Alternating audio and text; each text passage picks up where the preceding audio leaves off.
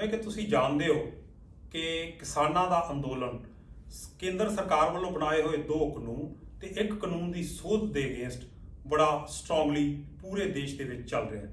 ਕਿਸਾਨਾਂ ਦਾ ਪੱਖ ਇਹ ਹੈ ਕਿ ਇਹਨਾਂ ਕਾਨੂੰਨਾਂ ਦੇ ਨਾਲ ਉਹਨਾਂ ਦੇ ਜ਼ਮੀਨੀ ਹਕੂਕ ਖੋਲੇ ਜਾਣਗੇ ਤੇ APMC ਮੰਡੀਆਂ ਦੀ ਵਿਵਸਥਾ ਨੂੰ ਖਤਮ ਕਰ ਦਿੱਤਾ ਜਾਏਗਾ, ਜਦ ਕਿ ਸਰਕਾਰ ਦਾ ਪੱਖ ਇਹ ਹੈ ਕਿ ਇਹ ਕਾਨੂੰਨ ਕਿਸਾਨਾਂ ਦੇ ਫਾਇਦੇ ਲਈ ਬਣਾਏ ਗਏ ਹਨ। ਕਿਸਾਨਾਂ ਦੀ ਆਮਦਨ ਜਿਹੜੀ ਹੈ ਆਉਣ ਵਾਲੇ ਸਮੇਂ ਦੇ ਵਿੱਚ ਦੁਗਣੀ ਤਿਗਣੀ ਹੋ ਜਾਏਗੀ।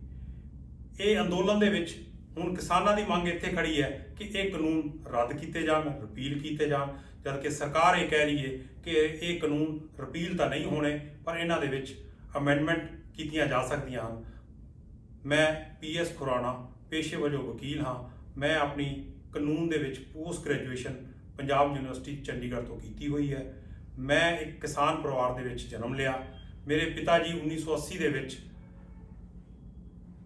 ਕਣਕ ਦੀ ਕਟਾਈ ਦੇ ਸਮੇਂ ਐਲਰਜੀ ਨਾਲ ਗ੍ਰਸਤ ਹੋ ਗਏ, ਹਸਪੀਟਲਾਈਜ਼ ਹੋ ਗਏ ਤੇ ਮੈਂ ਪਰਿਵਾਰ ਦਾ ਸਾਰਿਆਂ ਨਾਲੋਂ ਵੱਡਾ ਪੁੱਤਰ ਹੋਣ ਦੇ ਨਾਤੇ ਮੇਰੇ ਤੇ ਸਾਰੀ ਕਿਸਾਨੀ ਦੀ ਜ਼ਿੰਮੇਵਾਰੀ ਆ ਗਈ। ਮੈਂ ਹਾਰਡਲੀ ਉਦੋਂ 8ਵੀਂ 9ਵੀਂ ਵਿੱਚ ਪੜ੍ਹਦਾ ਸੀ, ਪਰ ਮੈਂ ਉਹ ਆਪਣੀ ਜ਼ਿੰਮੇਵਾਰੀ ਬੜੀ ਬਾਖੂਬੀ ਨਿਭਾਈ ਤੇ ਉਸ ਤੋਂ ਬਾਅਦ ਲਗਾਤਾਰ ਮੈਂ ਕਿਸਾਨੀ ਦੇ ਕਿੱਤੇ ਨਾਲ ਜੁੜਿਆ ਰਿਹਾ ਤੇ ਮੈਂ ਫਸਲ ਦੀ ਬਿਜਾਈ, ਫਸਲ ਦੀ ਸੰਭਾਲ, ਫਸਲ ਦੀ ਕਟਾਈ ਤੇ ਉਸ ਤੋਂ ਬਾਅਦ ਫਸਲ ਨੂੰ ਮੰਡੀ ਵਿੱਚ ਲੈ ਕੇ ਜਾਂਦਾ ਰਿਹਾ ਤੇ ਮੇਰਾ ਇਸ ਕਿਸਾਨੀ ਦੇ ਕਿੱਤੇ ਨਾਲ ਬੜਾ ਗੂੜਾ ਰਿਸ਼ਤਾ ਹੈ ਤੇ ਮੈਂ ਇਹਨੂੰ ਆਪਣੇ ਸਰੀਰ ਤੇ ਹੰਡਾਇਆ ਹੋਇਆ।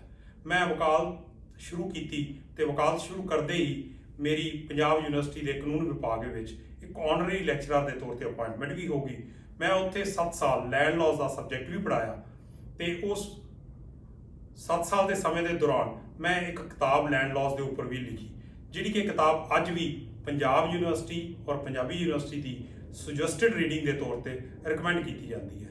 ਹੁਣ ਤੁਸੀਂ ਜਾਣਦੇ ਹੋ ਕਿ ਪਿਛਲੇ ਕੁਝ ਸਮੇਂ ਤੋਂ ਕਿਸਾਨਾਂ ਦੇ ਇਸ ਅੰਦੋਲਨ ਦੇ ਵਿੱਚ ਹਰ ਇਨਸਾਨ ਜੋ ਕਿਸਾਨੀ ਕਿੱਤੇ ਦੇ ਨਾਲ ਐਸੋਸੀਏਟਡ ਹੈ ਜਾਂ ਹਮਦਰਦੀ ਰੱਖਦਾ ਹੈ ਉਹ ਇਸ ਵਿੱਚ ਪਾਰਟਿਸਿਪੇਟ ਕਰ ਰਿਹਾ ਹੈ।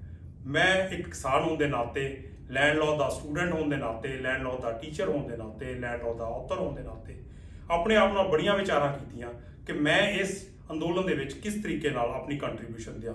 ਕੀ ਮੈਂ ਸਟੇਜ ਤੇ ਜਾ ਕੇ ਭਾਸ਼ਣ ਦਿਆਂ, ਕੀ ਮੈਂ ਲੰਗਰ ਦੀ ਸੇਵਾ ਕਰਾਂ, ਕੀ ਮੈਂ ਉੱਥੇ ਜਾ ਕੇ ਆਪਣੇ ਸਮੇਂ ਦਾ ਧਰਨੇ ਦੇ ਉੱਤੇ ਬੈਠ ਕੇ ਕੰਟਰੀਬਿਊਸ਼ਨ ਦਿਆਂ। ਪਰ ਮੈਂ ਆਪਣੇ ਆਪ ਨਾਲ ਵਿਚਾਰ ਕਰਦੇ ਹੋਏ ਇਹ ਫੈਸਲਾ ਕੀਤਾ ਕਿਉਂ ਨਾ ਮੈਂ ਕੋਈ ਇਹੋ ਜਿਹਾ ਕਾਨੂੰਨ ਤਿਆਰ ਕਰਾਂ, ਇੱਕ ਖਰੜਾ ਤਿਆਰ ਕਰਾਂ ਕਾਨੂੰਨ ਦਾ, ਜਿਸ ਦੇ ਨਾਲ ਸਾਡੇ ਕਿਸਾਨਾਂ ਦੀ ਇਹ ਸਾਰੀਆਂ ਸਮੱਸਿਆਵਾਂ ਹੱਲ ਹੋਣ ਦਾ ਇੱਕ ਪ੍ਰਾਵਧਾਨ ਬਣ ਜਾਏ, ਤਾਂ ਕਿ ਅਸੀਂ ਕੇਂਦਰ ਸਰਕਾਰ ਨੂੰ ਜਾ ਕੇ ਆਪਣਾ ਇੱਕ ਖਰੜਾ ਦੇਈਏ ਕਾਨੂੰਨ ਦਾ ਕਿ ਉਹ ਉਹਨੂੰ ਕਾਨੂੰਨ ਦੀ ਸ਼ੇਪ ਦੇ ਦੇਵੇ ਤੇ ਸਾਡੇ ਸਾਰੇ ਮਸਲੇ ਹੱਲ ਹੋ ਜਾਣ। ਮੈਂ 2 ਕਾਨੂੰਨੀ ਖਰੜੇ ਤਿਆਰ ਕੀਤੇ ਹਨ। ਅੱਜ ਦੇ ਵੀਡੀਓ ਦੇ ਵਿੱਚ ਮੈਂ ਤੁਹਾਡੇ ਨਾਲ ਮਿਨੀਮਮ ਸਪੋਰਟ ਪ੍ਰਾਈਸ ਦੇ ਨਾਲ ਰਿਲੇਟਡ ਇੱਕ ਜਿਹੜਾ ਬਿੱਲ ਤਿਆਰ ਕੀਤਾ ਹੈ ਉਹ ਸ਼ੇਅਰ ਕਰਨ ਜਾ ਰਿਹਾ। ਮੈਂ ਉਸ ਖਰੜੇ ਦਾ ਨਾਮ ਰੱਖਿਆ minimum support price assurance agriculture produce bill 2021।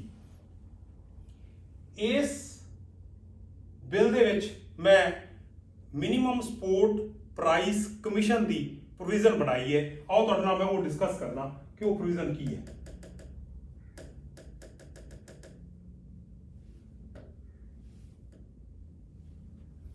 Chapter 2 ਜਿਹੜਾ ਡਿਵੋਟਡ ਹੈ ਉਹ ਮਿਨੀਮਮ ਸਪੋਰਟ ਪ੍ਰਾਈਸ ਕਮਿਸ਼ਨ ਨਾਲ ਡਿਵੋਟਡ ਹੈ।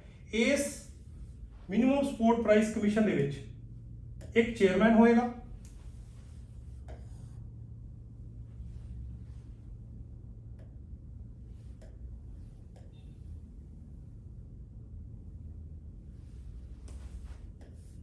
ਚੇਅਰਮੈਨ ਜਿਹੜਾ ਹੈ ਉਹ farmer chief justice of India ਜਾਂ ਫਾਰਮਰ ਜੱਜ of the honourable supreme court of India ਹੋਏਗਾ।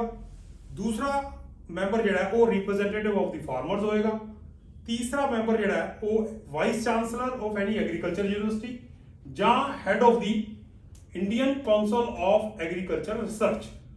ਇਹ ਸਰਵਿੰਗ ਵੀ ਹੋ ਸਕਦੇ ਨੇ ਤੇ ਰਿਟਾਇਰਡ ਵੀ ਹੋ ਸਕਦੇ ਨੇ।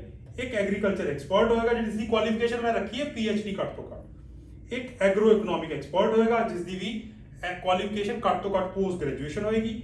ਇੱਕ ਸਰਵਿੰਗ ਜਾਂ ਰਿਟਾਇਰਡ IAS ਅਫੀਸਰ ਹੋਏਗਾ ਜਿਹੜਾ ਕਿ ਮੈਂਬਰ ਸੈਕਟਰੀ ਹੋਏਗਾ ਇਸ ਸਾਰੇ ਪ੍ਰੋਸੈਸ ਨੂੰ ਗਵਰਨ ਕਰਨ ਲਈ। ਇਹ ਸਟੇਟ ਦੇ ਵਿੱਚ ਵੀ ਹੋ ਸਕਦਾ ਹੈ, ਸੈਂਟਰ ਗਵਰਨਮੈਂਟ ਦੇ ਵਿੱਚ ਵੀ ਹੋ ਸਕਦਾ ਹੈ। ਹੁਣ ਇਸੇ ਤਰੀਕੇ ਨਾਲ ਹੀ ਇੱਕ ਮੈਂ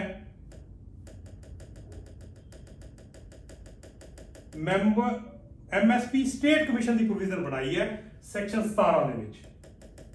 ਉਹ ਵੀ ਤੁਹਾਡੇ ਨਾਲ ਮੈਂ ਡਿਸਕਸ ਕਰਦਾ। ਹਰ ਸਟੇਟ ਦੇ ਵਿੱਚ ਇੱਕ MSP ਸਟੇਟ ਕਮਿਸ਼ਨ ਹੋਏਗਾ ਜਿਹੜਾ ਕਿ ਸੈਕਸ਼ਨ 17 ਦੇ ਵਿੱਚ ਹੈ।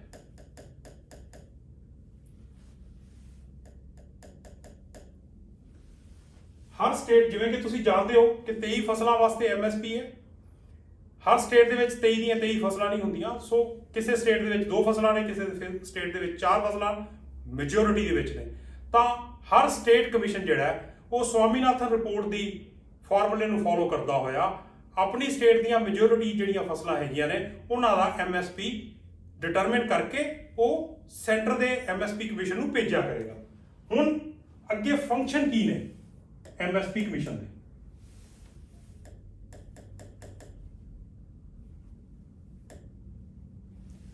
ਚੈਪਟਰ 3 ਜਿਹੜਾ ਉਹ ਡਿਵੋਟਡ ਹੈ duties and functions of the minimum support price commission. Minimum support price commission ਦੀਆਂ ਡਿਊਟੀਜ਼ ਐਂਡ ਫੰਕਸ਼ਨਸ ਕੀ ਨੇ? ਮਿਨੀਮਮ ਸਪੋਰਟ ਪ੍ਰਾਈਸ ਕਮਿਸ਼ਨ ਦੇ ਫੰਕਸ਼ਨਸ ਕੀ ਨੇ ਕਿ ਉਹਨੇ ਰਿਕਮੈਂਡੇਸ਼ਨਸ ਦੇਣੀਆਂ ਨੇ ਮਿਨੀਮਮ ਸਪੋਰਟ ਪ੍ਰਾਈਸ ਦੀਆਂ ਆਫ ਐਗਰੀਕਲਚਰ ਪ੍ਰੋਡਿਊਸ। ਕਿਹੜੀ ਐਗਰੀਕਲਚਰ ਪ੍ਰੋਡਿਊਸ? ਜਿਹੜੀਆਂ 23 ਮੈਂ ਇੱਕ ਅਪੈਂਡਿਕਸ ਦੇ ਵਿੱਚ ਐਡ ਕੀਤੀਆਂ ਹੋਈਆਂ ਨੇ। ਉਹਨੇ ਸਾਲ ਦੇ ਵਿੱਚ 2 ਵਾਰ ਰਿਕਮੈਂਡੇਸ਼ਨਸ ਦੇਣੀਆਂ ਨੇ, ਇੱਕ ਵਾਰ 30 ਸਤੰਬਰ ਨੂੰ ਔਰ ਦੂਸਰੀ ਵਾਰ 31 ਮਾਰਚ ਨੂੰ ਹਰ ਸਾਲ। ਇਹ ਰਿਕਮੈਂਡੇਸ਼ਨਸ ਜਿਹੜੀਆਂ ਨੇ ਉਹ ਸੈਂਟਰ ਗਵਰਨਮੈਂਟ ਨੂੰ ਦੇਗਾ। ਸੈਂਟਰ ਗਵਰਨਮੈਂਟ ਜਿਹੜੀ ਹੈ 7 ਦਿਨਾਂ ਦੇ ਵਿੱਚ ਜਾਂ ਤਾਂ ਉਹਨੂੰ ਐਕਸੈਪਟ ਕਰ ਲੇਗੀ ਜਾਂ ਆਬਜੈਕਸ਼ਨ ਲਗਾ ਕੇ ਵਾਪਸ ਕਮਿਸ਼ਨ ਨੂੰ ਭੇਜ ਸਕਦੀ ਹੈ। ਤੇ ਕਮਿਸ਼ਨ ਫਿਰ ਅਗਲੇ 15 ਦਿਨਾਂ ਦੇ ਵਿੱਚ ਉਹਨਾਂ ਆਬਜੈਕਸ਼ਨਸ ਨੂੰ ਕੰਸੀਡਰ ਕਰਕੇ ਦੁਬਾਰਾ ਰਿਕਮੈਂਡੇਸ਼ਨਸ ਜਿਹੜੀਆਂ ਨੇ ਸੈਂਟਰ ਗਵਰਨਮੈਂਟ ਨੂੰ ਦੇਗਾ। ਹੁਣ ਸੈਂਟਰ ਗਵਰਨਮੈਂਟ ਨੂੰ ਭੇਜੀਆਂ ਹੋਈਆਂ ਦੁਬਾਰਾ ਰਿਕਮੈਂਡੇਸ਼ਨਸ ਜਿਹੜੀਆਂ ਨੇ ਉਹ ਐਕਸੈਪਟ ਹੀ ਕਰਨੀਆਂ ਪੈਣਗੀਆਂ। ਉਹ ਰਿਕਮੈਂਡੇਸ਼ਨ ਐਕਸੈਪਟ ਕਰਨ ਤੋਂ ਬਾਅਦ ਸੈਂਟਰ ਗਵਰਨਮੈਂਟ ਦੀ ਡਿਊਟੀ ਕੀ ਹੈ? ਉਹਨੇ ਇੱਕ ਨੋਟੀਫਿਕੇਸ਼ਨ ਜਾਰੀ ਕਰਨਾ ਜਿਸ ਦੇ ਵਿੱਚ ਉਹ ਡਿਕਲੇਅਰ ਕਰੇਗੀ ਕਿ ਇਹ ਜਿਹੜੀ MSP ਹੈ ਇਹਨਾਂ 23 ਫਸਲਾਂ ਦੀ ਉਹ ਫਾਈਨਲ ਹੋਗੀ। ਉਹ ਕਦੋਂ ਕਰੇਗੀ? ਇੱਕ ਤਾਂ 1 ਨਵੰਬਰ, ਦੂਸਰੀ 1 ਮਈ ਕੈਲੰਡਰ ਈਅਰ ਦੇ ਵਿੱਚ। ਤਾਂ ਇਹ ਗਜ਼ਟ ਆਫ ਇੰਡੀਆ ਦੇ ਵਿੱਚ ਪਬਲੀਕੇਸ਼ਨ ਹੋ ਜਾਏਗੀ ਕਿ ਇਹਨਾਂ ਫਸਲਾਂ ਦੀ MSP a particular amount as recommended by the MSP commission.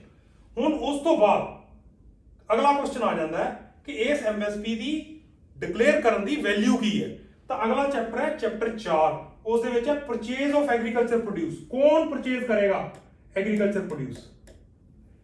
Number 1 APMC ਮੰਡੀਆਂ ਹੋਣਗੀਆਂ। ਉਹਨਾਂ ਮੰਡੀਆਂ ਵਿੱਚ ਕਿਸਾਨ ਆਪਣੀ ਫਸਲ ਲੈ ਕੇ ਆਣਗੇ ਤੇ centre government through Food Corporation of India ਜਾਂ Food Corporation of India through state agencies ਇਹ ਖਰੀਦੋ ਫਰੋਖਤ ਕਰਨਗੀਆਂ ਸਾਰੀ ਐਗਰੀਕਲਚਰ ਪ੍ਰੋਡਿਊਸ ਦੀਆਂ, ਪਰ MSP ਪ੍ਰਾਈਸ ਤੋਂ ਘੱਟ ਨਹੀਂ ਖਰੀਦ ਸਕਦੀਆਂ ਔਰ ਉਹਨਾਂ ਦੀ ਡਿਊਟੀ ਹੋਏਗੀ ਸਾਰੀ ਫਸਲ ਖਰੀਦਣ ਦੀ। ਜਾਂ ਪ੍ਰਾਈਵੇਟ ਟ੍ਰੇਡਰਸ, ਪ੍ਰਾਈਵੇਟ ਪਰਚੇਜ਼ਰਸ ਉਹ ਵੀ ਇਸ ਸਰਕਾਰੀ ਮੰਡੀ ਦੇ ਵਿੱਚ ਆ ਕੇ MSP ਤੇ ਉਹ ਐਗਰੀਕਲਚਰ ਪ੍ਰੋਡਿਊਸ ਨੂੰ ਖਰੀਦ ਸਕਦੇ ਨੇ। ਸੋ ਦੋਨੋਂ, ਸਰਕਾਰ ਵੀ ਪ੍ਰਾਈਵੇਟ ਟ੍ਰੇਡਰ ਵੀ ਉਹ ਸਰਕਾਰੀ ਮੰਡੀ ਵਿੱਚ ਆ ਕੇ ਐਗਰੀਕਲਚਰ ਪ੍ਰੋਡਿਊਸ ਨੂੰ ਖਰੀਦ ਸਕਦੇ ਨੇ, ਪਰ ਉਹਨਾਂ ਨੂੰ ਮਿਨੀਮਮ ਸਪੋਰਟ ਪ੍ਰਾਈਸ ਜਿਹੜਾ ਕਿ ਸਰਕਾਰ ਸੈਂਟਰਲ ਗਵਰਨਮੈਂਟ ਵੱਲੋਂ ਨੋਟੀਫਾਈ ਹੋਇਆ ਉਹ ਦੇਣਾ ਪਏਗਾ। ਹੁਣ ਅਗਲਾ ਚੈਪਟਰ ਮੈਂ ਇੱਕ ਡਿਵੋਟ ਕੀਤਾ ਕਿ ਜੇ ਕਿਸੇ ਨੂੰ ਕੋਈ ਪ੍ਰੋਬਲਮ ਹੋ ਗਈ ਇਸ MSP ਦੇ ਨਾਲ ਰਿਲੇਟਡ, ਸਪੋਜ਼ ਉਹਨੂੰ MSP ਪੂਰੀ ਨਹੀਂ ਮਿਲੀ, ਹੁਣ ਇਸ ਡਿਸਪਿਊਟ ਰੈਜ਼ੋਲੂਸ਼ਨ ਮੈਕੈਨਿਜ਼ਮ ਦੇ ਵਿੱਚ ਮੈਂ ਇਹ ਪ੍ਰੋਵੀਜ਼ਨ ਬਣਾਈ ਹੈ ਕਿ ਇੱਕ ਟ੍ਰਿਬਿਊਨਲ ਬਣਾਇਆ ਜਾਏਗਾ ਜਿਹੜਾ ਕਿ ਸਟੇਟ ਗਵਰਨਮੈਂਟ ਵੱਲੋਂ ਬਣਾਇਆ ਜਾਏਗਾ। ਉਸ ਸਟੇਟ ਗਵਰਨਮੈਂਟ ਦਾ ਟ੍ਰਿਬਿਊਨਲ ਜਿਹੜਾ ਹੈ ਉਹ ਘੱਟ ਤੋਂ ਘੱਟ ਅਫੀਸਰ ਜਿਹੜਾ ਡਿਸਟ੍ਰਿਕਟ ਐਂਡ ਸੈਸ਼ਨ ਜੱਜ ਹੋਏਗਾ, ਸਿਟਿੰਗ, ਉਹ ਹੈਡ ਕਰੇਗਾ। ਤੇ ਕੋਈ ਵੀ ਫਾਰਮਰ ਜਿਹੜਾ ਹੈ ਉਹ ਜੇ ਉਹਨੂੰ ਕੋਈ ਡਿਸਪਿਊਟ ਹੈਗਾ ਟ੍ਰਾਂਜੈਕਸ਼ਨ ਨਾਲ ਰਿਲੇਟਡ ਤਾਂ ਉਹ ਉੱਥੇ ਜਾ ਕੇ ਆਪਣੀ ਪਟੀਸ਼ਨ ਦਾਇਰ ਕਰ ਸਕਦਾ। ਜੇ ਪਟੀਸ਼ਨ ਦਾਇਰ ਹੋਏਗੀ ਤਾਂ ਇਹ ਡਿਊਟੀ ਹੋਏਗੀ ਡਿਸਟ੍ਰਿਕਟ ਐਂਡ ਸੈਸ਼ਨ ਜੱਜ ਦੀ ਕਿ ਵਿਦਿਨ 60 ਡੇਜ਼ ਉਹ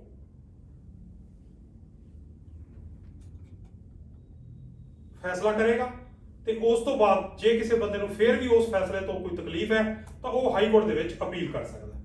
ਸੋ ਮੈਂ ਬੇਸਿਕਲੀ ਇਸ ਖਰੜੇ ਨੂੰ ਤਿਆਰ ਕਰਨ ਦਾ ਮਕਸਦ ਤੁਹਾਨੂੰ ਮੈਂ ਆਲਰੇਡੀ ਤੁਹਾਡੇ ਨਾਲ ਡਿਸਕਸ ਕਰ ਚੁੱਕਾ। ਮੈਂ ਚਾਹਣਾ ਕਿ ਕਿਸਾਨਾਂ ਦੀਆਂ ਜਥੇਬੰਦੀਆਂ ਤੇ ਹੋਰ ਇੰਟੈਲੈਕਚੁਅਲਸ ਜਿਹੜੇ ਕਿ ਇਸ ਸਾਰੇ ਸਿਸਟਮ ਨੂੰ ਸਮਝਦੇ ਨੇ ਉਹ ਇਸ ਬਿੱਲ ਨੂੰ ਪੜ੍ਹਨ, ਅਧਿਐਨ ਕਰਨ ਤੇ ਇਸ ਦੇ ਨਾਲ ਰਿਲੇਟਡ ਕੋਈ ਹੋਰ ਸੋਧਾਂ ਜਾਂ ਚੇਂਜਿਸ ਲਿਆਉਣੀਆਂ ਚਾਹੁੰਦੇ ਨੇ ਲਿਆਉਣ ਤੇ ਇੱਕ ਫਾਈਨਲ ਡਰਾਫਟ ਅਸੀਂ ਤਿਆਰ ਕਰੀਏ ਤੇ ਉਹ ਸੈਂਟਰ ਗਵਰਨਮੈਂਟ ਨੂੰ ਪ੍ਰੈਜ਼ੈਂਟ ਕਰੀਏ ਕਿ ਸਾਨੂੰ ਇਸ ਨੂੰ ਕਾਨੂੰਨ ਦੀ ਸ਼ੇਪ ਦਿੱਤੀ ਜਾਵੇ ਤੇ ਤਾਂ ਕਿ ਸਾਡੇ ਕਿਸਾਨਾਂ ਦਾ ਜਿਹੜਾ ਉਹ ਮਸਲਾ ਹੱਲ ਹੋ ਸਕੇ। ਜੈ ਹਿੰਦ।